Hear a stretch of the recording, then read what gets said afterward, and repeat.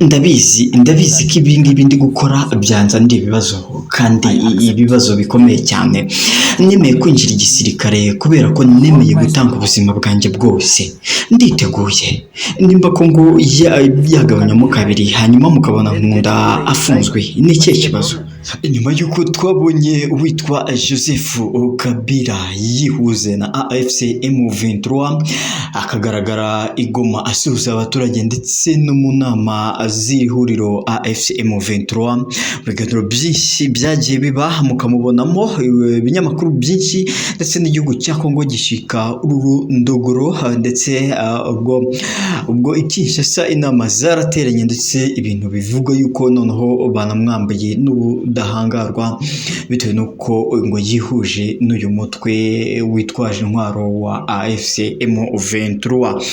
Ibyo rero bikaba byerekeje noneho ku rundi rwego ubwo twari twiteze ku munsi w'ejo uko AFC M23 bagomba guhurira i Douane i Kinshasa na leta nyine ya Kongo bakaganira cyangwa se bakajya mu biganiro bya nyuma kuri amasezerano yo kugarura amahoro muri gihugu cya Kongo.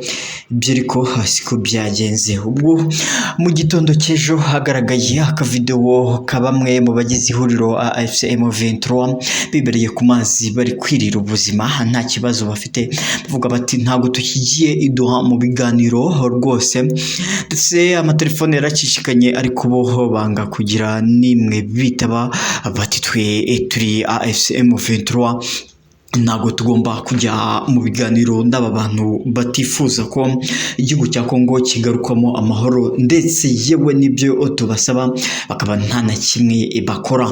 Ibi rero biri kwerekeza ku iyi video dutangiranye. Uyu nguyu ni Lieutenant General Nkunda yatangije nyine icyo nakwita AFC M23 y'ubu niwe wabitangije, ariko nyuma y'uko batsinzwe bagafata Goma ndetse bakaza no kuyambura bagashwishibuza bagahungira muri Uganda ndetse abandi bakajya mu Rwanda. Nkunda nawe yahise acika intege anabivamo. Ubu ngubu hatazwi n'amakuru y'ahantu yaba aherereye nimba kiriho. Iyi ni video ye ya kera yigarukira avuga ati rero ikiguzi cyose byansaba Kongo ikagira amahoro ntacyo byantwara, yewe kabona nubwo Kongo yagabanamo kabiri. Byumvikana ko nawe yifuzaga ko Kongo yagabanyamo kabiri ikaba ibihugu bibiri byigenga, no kuvuga Kivu y'amajyaruguru n'iy'amajyepfo bikaba igihugu nk'uko ubiri kunurwanurwa ko Kivu Republic ishobora kuzabaho byanga bikunze, maze na leta ya Kinshasa ikagira leta yayo, uvuga Kongo ikabamo ibihugu bibiri. Ibi rero biranuganurwa ko uyu Nkunda ashobora kuba ahwihwisa kuba yagarurwa nawe akajoininga cyangwa se akaba nawe yaza muri huriro AFC M23.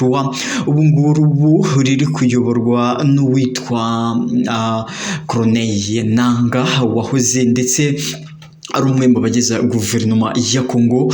Bivugwa ko ari nawe waba warashyizeho Tshisekedi, ubu ngubu akaba ari we uyoboye guverinoma ya Kongo cyangwa se akaba ari we perezida ya Kongo. Rero aya makuru ari kuhwiswa ariko ntaremezwa, yewe n'ibinyamakuru byinshi byatangiye kubyandika ariko ntago birajya mu bikorwa cyangwa se ngo AFC M23 yo ibe yabitangaza. Dore nuko uyu Joseph Kabila nabwo twabagezagaho amakuru yuko ari Goma AFC M23 itabyemeraga, ndetse yo ikanavuga yuko ntaho hari, yewe ari mu buhungiro ndetse ibindi basobanuraga. Rero amakuru ari kwemeza ari kuvuga yuko inguru Nkunda nawe ashobora kuba agiye kuza kujoininga iri huriro AFC M23 ariko bitaremezwa nanone neza.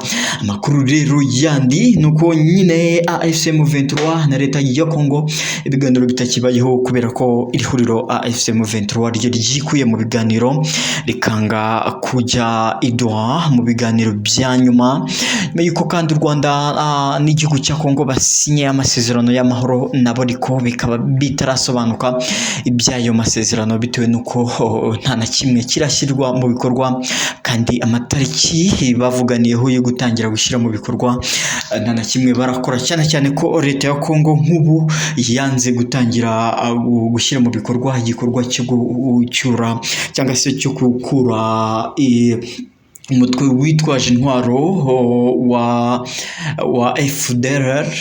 Byavugaga yuko bagomba gutangira akaba ari cyo gikorwa baheraho kugira ngo bakure uwo mutwe witwaje intwaro muri Kongo, dore ko u Rwanda narwo rushinja leta ya Kongo gusapotinga uwo mutwe witwaje intwaro, bamwe bakaba bari no mu gisirikare cya Kongo. Bityo rero Kongo nayo bikaba byarayibereye ihurizo kuba yafata bamwe mu basirikare bayo yewe banakomeye, ikaba yabirukana, ikabashwishibuza, ikabajyana, ikabashyikiriza igihugu cy'u Rwanda, dore ko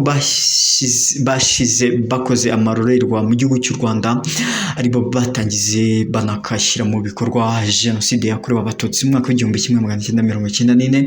Ibyo rero bikaba byarasinywe mu masezerano basinyiye muri Amerika, ariko Kongo yo ikaba itarabishyira mu bikorwa. Amakuru menshi tuba turi kukugezaho, wowe ukunze ibyo dukora ukande subscribe, fungura n'inzogera, ukande like, uduhe na comment yawe icyo twakongera n'ibyo duhindura, cyangwa se ukumvishije amakuru tuba tuguha, maze tujye tubana umunsi ku wundi. Njye nitwa Mupenge John Peter Sef, kuba iyi ngiyi ni Mupengaji Empire. Reka ngaruke mu kanya gato mbasigiremo n'iri jambo rya Rurankunda, mwumve uko yasobanuraga yewe, dore ko yivugiraga ko ikiguzi icyo ari cyo cyose cyabaho. Umunyamakuru yageze n'aho amubaza ati waba perezida, aravuga ati yego bishobotse in future bikashoboka, why not, kubera iki ntaba perezida. Amakuru menshi reka ngaruke mu kanya gatoya, ntujye kure. I'm doing, I know that it can bring for me some consequences. I accepted to join the army because I'm ready to give the whole price I have, my life. I'm ready. If Congo can be liberated, then get Nkunda in a prison. What's the problem? If my family can be back in Congo, live in Congo, then get Nkunda at The Hague, and what's the problem? My problem is to be free from what I'm doing